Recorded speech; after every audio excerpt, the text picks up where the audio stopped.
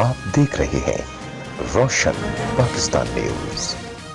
जमीयत तलबा इस्लाम के 50 साल मुकम्मल होने पर गोल्डन जुबली की मुनासबत से तरबियती कन्वेंशन जामा मस्जिद ईदगाह शेख मजीद सिंधी कॉलोनी में मुनक्किद हुआ, जिसमें GTI सिंध के कन्वीनर सैयद जाहिद शाह हाशमी, खैबर पख्तूनख्वा के साबिक general secretary Tayyab Akbar, advocate Badin के सदर अरवा सिद्दीकी, ठट्टा के सदर वलीउल्लाह बलोच, जनरल सेक्रेटरी ठट्टा हुसैन नायो ने कारकुनान GTI से तरबियती इनवान पर खिताब किया, जबकि तरबियती कन्वेंशन से जमीयत उलमा इस्लाम ठट्टा के रहनुमाओं मौलाना अब्दुल वहाब बलोच, मौलाना सलीम आतिफ चांडियो, मौलाना अहमद सुमरो समेत कराची रहनुमा जमीयत मौलाना काजी मुनीबुर रहमान ने खुसूसी खिताब किया।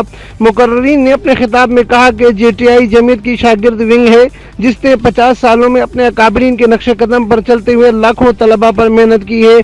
मदारिस की तरबियत से हटकर स्कूल्स, कॉलेज, यूनिवर्सिटीज में जमीयत तलबा ने दीगर तलबा तंजीमों से बेहतर इस्लामी उसूलों पर काम किया है। यही मिशन है कि तलबा के दीनी उसूलों पर सियासी तरबियत की जाए, जिस पर जमीयत तलबा इस्लाम सरफहरिस्त रही है।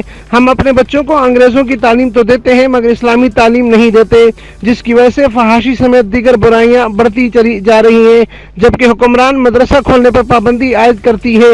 अगर कहीं मदरसा की बुनियाद रखी जाती है तो इसे बंद करवाने के हरबे इस्तेमाल होते हैं, जबकि दूसरी तरफ सिनेमाएं सरेआम चलती है।